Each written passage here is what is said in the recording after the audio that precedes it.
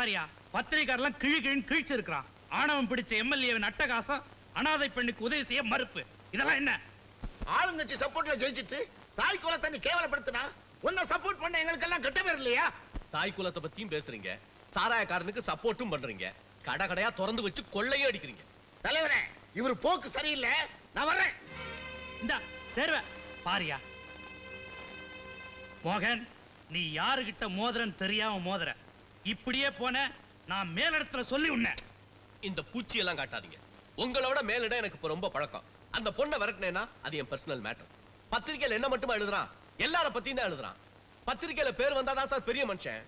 நீங்க சும்மா இருங்க, என் பிரச்சனையை நான் பாத்துக்கிறேன். இந்த மோகன்,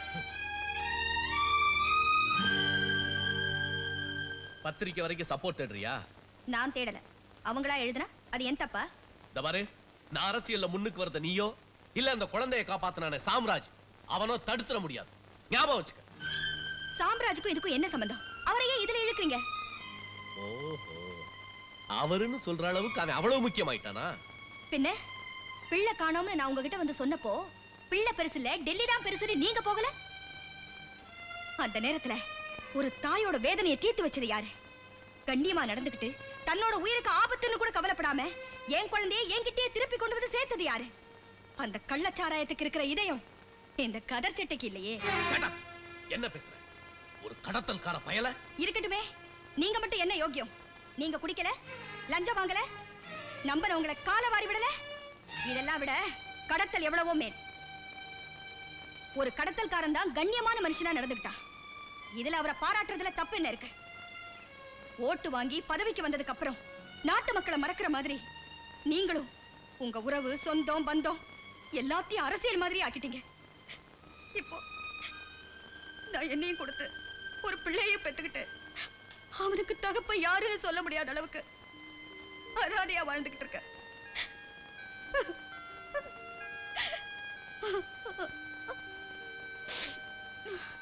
அம்மா, அன்னைக்கு உன்னை திட்டினாரே அந்த அங்கிள் தானே இவரு? கியூ கண்ணா, இவர் அங்கிள் இல்ல, பெரிய எம்எல்ஏ.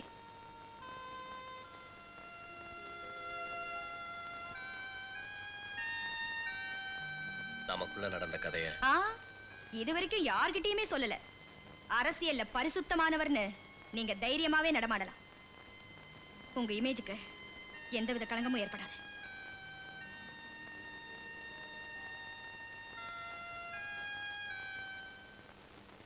அம்மா, இப்ப அங்கிள் என்னம்மா உங்ககிட்ட சொல்லிட்டு இருந்தாரு? என் வாழ்க்கையில நடந்த ஜோக்குப்பா. ஜோக்குன்னா நீ சிரிக்கணுமே, ஏன் சிரிக்கல? எல்லாத்துக்கும் சேர்த்து ஒரு காலத்துல சிரிச்சிட்டேன்ப்பா. வா அரவிந்த். சார், அவசரமா வர சொன்னீங்களாமே? ஆமா, ஒரு பொண்ணுக்கு நான் உதவி செய்யலைன்னு எதிர்கட்சி பத்திரிகையில எல்லாம் எழுத வச்சு பொதுமக்கள்கிட்ட என் பேரை ரொம்ப கெடுத்து வச்சுட்டான் அந்த சாம்ராஜ். இதனால ஆளுங்கட்சி காரங்களுக்கெல்லாம் என் மேல ரொம்ப ஆத்திரம். இந்த பாரு, உன் இளைஞரணி இப்ப உடனே ஒரு போராட்டத்தை ஆரம்பிக்கணும். பிரச்சனையே இல்லாம எந்த போராட்டத்தை சார் ஆரம்பிக்கிறது? பிரச்சனைய நான் தர்றேன்.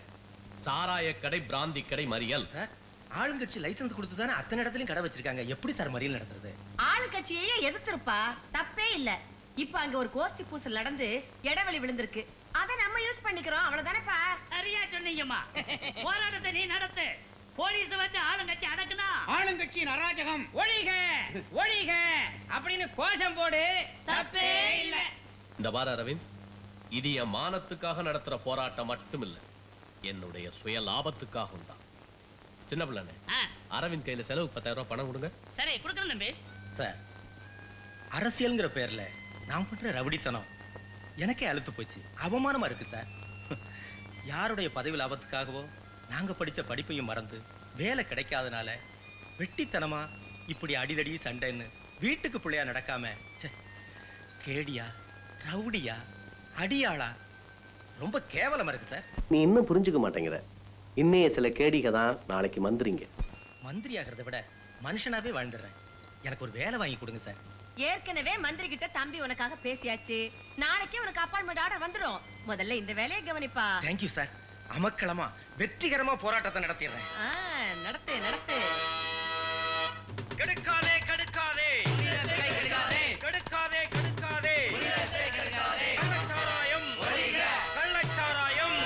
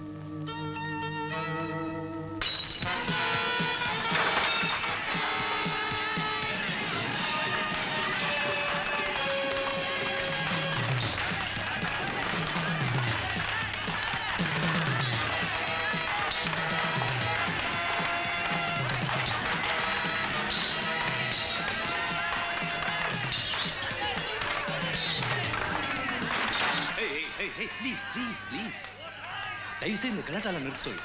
உனக்கு எவ்வளவு பணம் வேணும்? இது போதும்.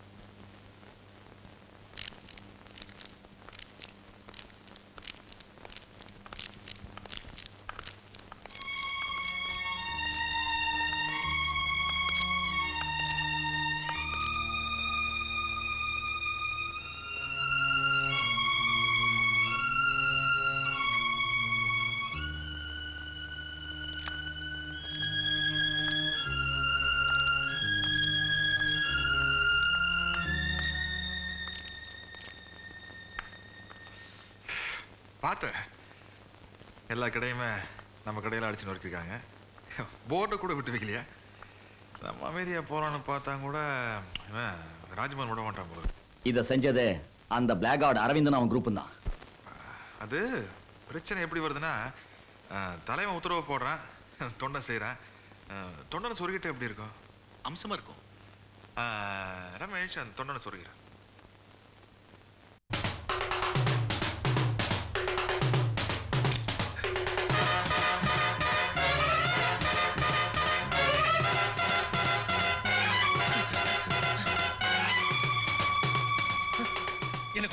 என்ன குத்திடாத, நான் பணத்தை திருப்பி தந்துடுறேன்.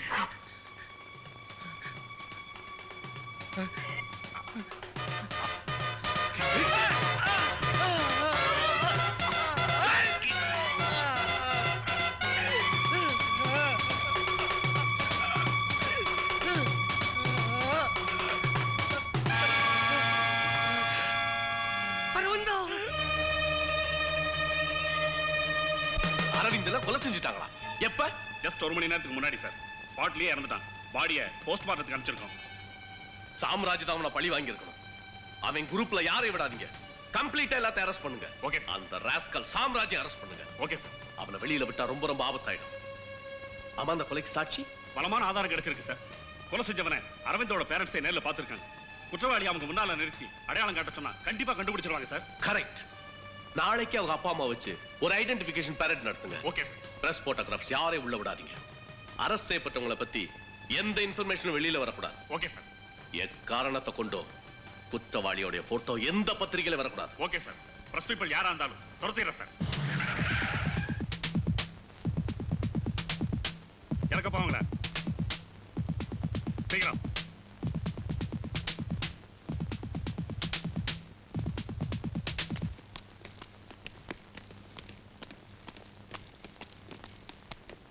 அவங்க முகமுடைய காட்டு.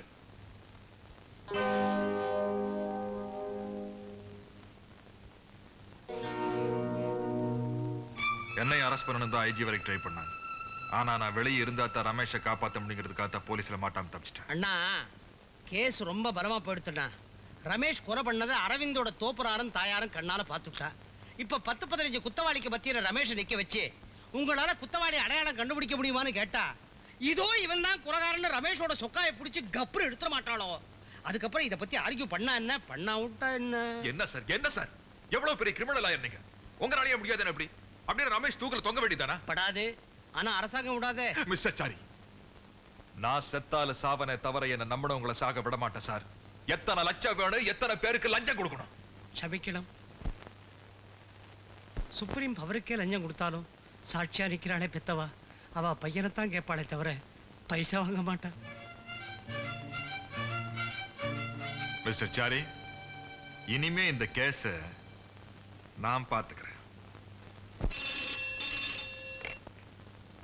ஹலோ, நான் ராதா பேசுறேன். ராதா, நான் சாம்ராஜ் பேசுறேன். சொல்லுங்க சார். ராதா, நான் ஒரு ஆபத்துல இருக்கேன். நீங்க தான் காப்பாத்தணும். நிச்சயமா சார். உங்களுக்காக நான் எந்த உதவியும் செய்ய தயாரா இருக்கேன். சொல்லுங்க. தேங்க்யூ ராதா. நான் இப்ப வரேன்.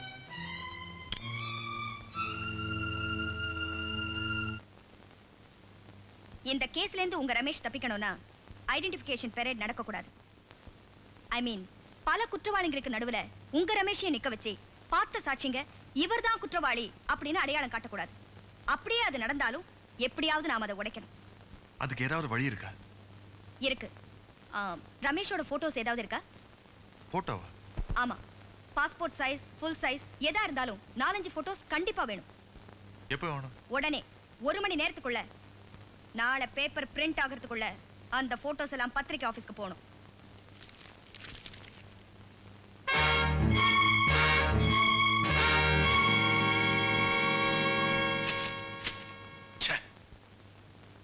யுவர் ஆனர், குற்றம் சாட்டப்பட்டிருக்கும் என் கட்சிக்காரர் ரமேஷ் தான் அரவிந்தனை கொலை செய்தார் என்று நேரில் பார்த்த சாட்சிகளான அரவிந்தனின் பெற்றோர்கள் கூறலாம். அதையே ஐவிட்னஸ் ஆக போலீசார் ஆதாரம் காட்டலாம். ஆனால் அவர்கள் நேரில் பார்த்தது என் கட்சிக்காரர் ரமேஷையே அல்ல. அது மட்டுமல்ல யுவர் ஆனர், இதோ இன்று காலை வெளிவந்த எல்லா பத்திரிகைகளிலும் அரவிந்தன் படுகொலை, குற்றவாளி பிடிபட்டான் என்று என் கட்சிக்காரரின் போட்டோவை குற்றவாளி என்று குறிப்பிட்டு போட்டிருக்கிறார்களே, அது எப்படி?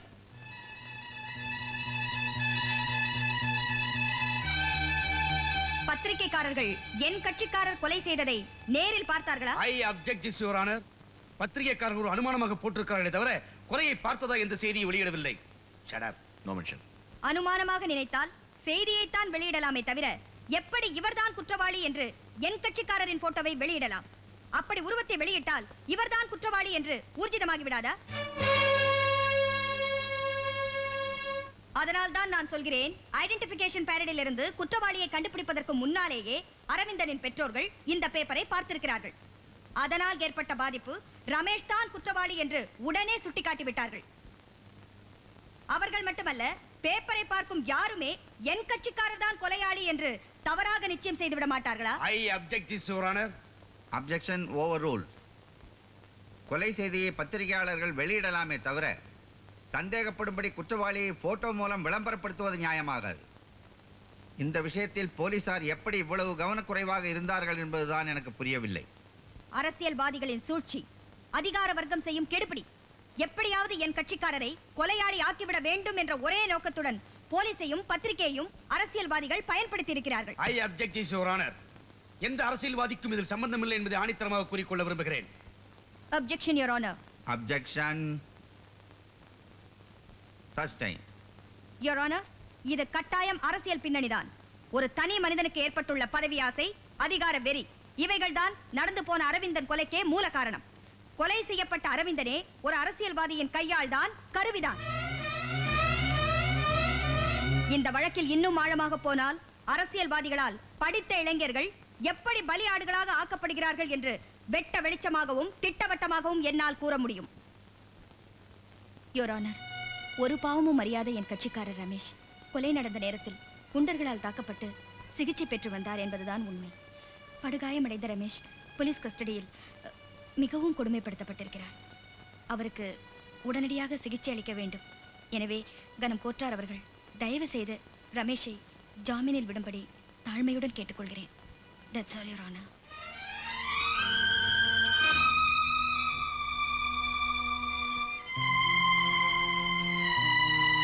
குற்றவாளி என்று கருதப்படும் ரமேஷுக்கு மருத்துவ உதவி தேவை என்ற கோரிக்கையை ஏற்று அவருக்கு இந்த கோர்ட் ஜாமீன் அளிக்கிறது. சர்வேஸ்வரனுக்கு தோத்திரம். அறிவிட்டான். Well done Radha. நெத்தியடி. கங்க்ராச்சுலேஷன்ஸ். Thank you, sir. நம்ம பேர் வக்கீலுங்கிற நினைப்புல கருப்பு கோட்டு போடுறாங்களே ஒழிய அறிவு சுத்தா. என்ன மைக்க? நானும் அப்படித்தான் நினைக்கிறேன். இந்த கேஸ் ஆர்கியூ பண்றது ஒண்ணுதான், பண்ணாதது ஒண்ணுதான் அன்னைக்கு சொன்னீங்களே mister sorry. I am sorry. Radha ஜெயிச்சு கட்டிட்டாங்க பாத்தீங்களா? என்னுடைய மனமார்ந்த வாழ்த்துகள். இனிமே நமக்கு ராதா தான் அட்வொகேட். நம்ம கேஸ் எல்லாம் அவங்க தான் டீல் பண்ண போறாங்க. சார், நான் மாட்டேன் மட்டும் சொல்லிடுறாங்க. மிஸ்டர் சாரி, இன்னைக்கு ராதாக்கு உதவியா இருக்க. ஐ ஜாலி. நானா? Okay sir. ராதா உங்களுக்காக நான் ஒரு சின்ன பார்ட்டி அரேஞ்ச் பண்ணியிருக்கேன் நீங்க அவசியம் கலந்துக்க